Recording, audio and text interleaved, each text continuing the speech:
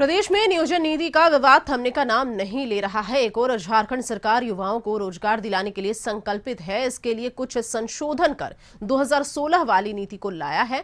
1 अप्रैल के बाद अब छात्र संगठनों ने 10 अप्रैल को नियोजन नीति को लेकर झारखंड बंद बुलाया है। छात्र का कहना है कि झारखंड सरकार की 2016 से पूर्व की 60-40 वाली नियोजन नीति वापस लेना होगा।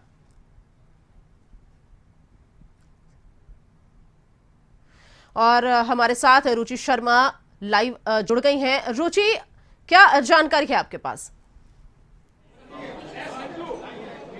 बिल्कुल रोमा, देखिए नियोजन नीति का विरोध जो है वो लगातार हो रहा है और झारखंड सरकार के द्वारा बनाई गई नीति को हाईकोर्ट में रद्द हुआ और उसके बाद जो है 2016 से पूर्व वाली नीति जो है वो सरकार हर हाल में नियुक्ति प्रक्रिया प्रारंभ हो सके, झारखंड के युवाओं को नौकरी मिल सके, इसके लिए 2016 वाली जो नीति है वो तत्काल प्रभाव से लागू की है। लेकिन इसका झारखंड के युवा लगातार विरोध कर रहे हैं और विरोध इसलिए भी जताया जा रहा है ताकि जो 60-40 का जो रेशियो है वो नहीं चलेगा, यानी कि 60% जो है झारखंड के युवाओं को और 40% इसमें बाहरी युवा आ जाएंगे। तो ऐसे में झारखंड के युवा लगातार आंदोलन करते हुए दिख रहे हैं, युवा आंदोलन करते दिख रहे हैं और इसके लिए युवाओं ने बंद भी बुलाया है 10 अप्रैल को। क्या लगता है कि ये बंद कितना प्रभावी होगा? छात्र से क्या आपकी बात हुई है? किस तरीके से प्रभावी बनाएंगे बंद को?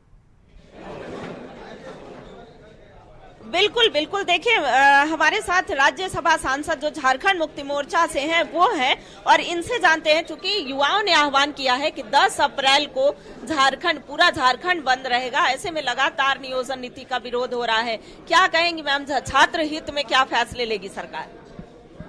देखिए, सरकार क्या फैसला लेगी ये तो सरकार ही तय करेगी, लेकिन सरकार का ऐसे मकसद कुछ गलत नहीं है। वो स्थानीय लोगों को प्राथमिकता देना चाहती है क्योंकि कई जगह, कई राज्यों में आपने देखा होगा, महाराष्ट्र और हर इलाकों में वहाँ के स्थानीय लोगों के लिए आरक्षण है, तृतीय और चतुर्थ वर्ग में भी है और वहाँ पर स्थानीय लोगों को प्रायोरिटी मिलती है। जब हमारे बिहार या झारखंड के छात्र, यहाँ के युवा युवतियाँ वो लोग जाते हैं दूसरे राज्यों में, तो उनके साथ किस तरह का बर्ताव होता है ये किसी से छिपा हुआ नहीं है। तो इसीलिए सरकार चाहती है कि हमारे आरोप यह भी है कि विपक्ष जो है वो स्पॉन्सर कर रहे हैं, विपक्ष बहकावे, छात्र जो है विपक्ष के बहकावे में आ रहे हैं। तो क्या ऐसा भी लगता है? देखिए, अब अगर आरोप है तो उसमें क्या सच्चाई है ये तो जांच का विषय है, मैं इस पर कुछ नहीं कहना चाहूँगी। लेकिन बात यह है कि हर राज्य में अपने स्थानीय लोगों के हित में सोचा जाता है, क्योंकि अगर बाहर के लोग आकर ही सब कुछ लेके चले जाएंगे तो स्थानीय लोग अपना घर परिवार छोड़कर कहाँ जाएंगे।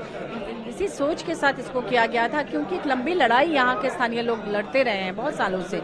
ऐसे में सरकार उनके साथ है, लेकिन अगर और भी लोगों की कुछ मांगे हैं तो निश्चित रूप से सरकार उस पर भी विचार कर रही है और चाह रही है कि झारखंड में रहने वाले हर व्यक्ति के साथ न्याय हो, किसी कोई भी ठगा ना जाए। और हर एक 32 पर क्या स्टैंड है मैम, 32 वाली नियोजन नीति पर? देखिए, 1932 जो खतियान आधारित नियोजन नीति है उसी पर मैं कह रही थी कि उसको लेकर सरकार ये मानती है कि जो स्थानीय लोग हैं वो अपने राज्य में उनको सम्मानजनक रोजगार मिले, क्योंकि ट्रैफिकिंग के लिए भी हमारा राज्य बहुत ही बदनाम रहा है। आपने देखा होगा कि किस तरह से लड़कियों की भी तस्करी होती रही है, क्योंकि यहाँ पर नियोजन नीति, स्थानीय नीति, इस तरह से कुछ भी नहीं है। तो इन सबको नज़र में रखकर ही सरकार काम कर रही है। लेकिन ये भी माननीय गुरुजी और माननीय मुख्यमंत्री जी कहते हैं कि इस राज्य में रहने वाले एक एक व्यक्ति के साथ न्याय होगा और हर एक के रोजगार के लिए सरकार दृढ़ संकल्पित है और चाहती है कि जल्द से जल्द उन्हें रोजगार मिले। इसके लिए ढेर सारी योजनाएं सरकार ला रही है। आपने देखा होगा कि पुरानी पेंशन व्यवस्था को माननीय मुख्यमंत्री जी ने फिर से लागू किया। उसमें तो कोई भी स्थानीय या बाहरी भीतरी की बात थी ही नहीं, सबके लिए वो लागू हुआ। सब लोगों ने आकर होली मनाई, दिवाली मनाई। फिलहाल 10 अप्रैल को जो छात्र आंदोलन कर बता रही हूँ, देखिए ये जो आंगनबाड़ी सेविका, सहायिका, इनके लिए सरकार ने मांगी, इनकी पूरी कर दी। पिछली सरकार में ये लोग आंदोलन कर रही थी, उन पर लाठियां चली, डंडे चले, लेकिन इस सरकार ने, माननीय मुख्यमंत्री जी ने उनके लिए जो कुछ उनकी मांगे मान ली। उसमें भी कहीं कोई स्थानीय या अस्थानीय की बात नहीं थी, सबके लिए उन्होंने काम किया।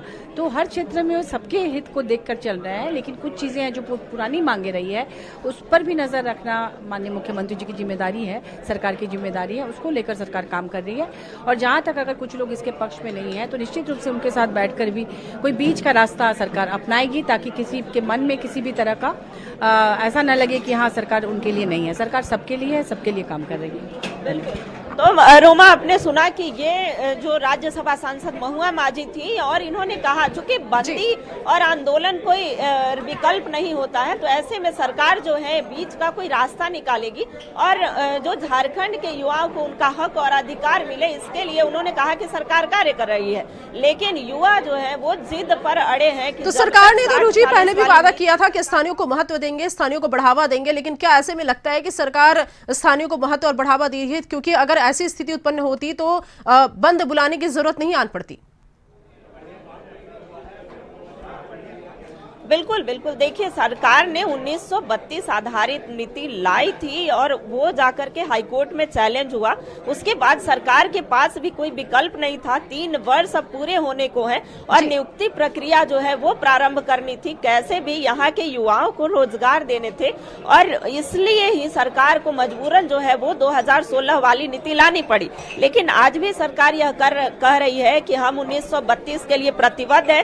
सदन के अंदर भी मुख्यमंत्री हेमंत सोरेन द्वारा यह कहा, इस पर हम अभी भी प्रतिबद्ध हैं, लेकिन फिलहाल कैसे नियुक्ति प्रक्रिया को प्रारंभ किया जाए इसके लिए हम कार्य कर रहे हैं। वहीं पेयजल एवं स्वच्छता मंत्री मिथिलेश ठाकुर ने युवाओं से आग्रह किया कि विपक्ष के बहकावे में ना आए और जो है अपनी प्रतियोगी परीक्षाओं की तैयारी करें, ताकि ज्यादा से ज्यादा झारखंडी युवाओं को नौकरी मिल सके। लेकिन युवा जो है वो अपनी जिद पर अड़े हैं और उनका कहना है कि 60-40 वाली नीति जब तक सरकार वापस नहीं लेती है तब तक हम आंदोलन करते रहेंगे। अब देखना होगा कि सरकार और छात्रों के बीच क्या वार्ता होती है और क्या कुछ बीच का रास्ता निकलकर सामने आता है। जी रोमा।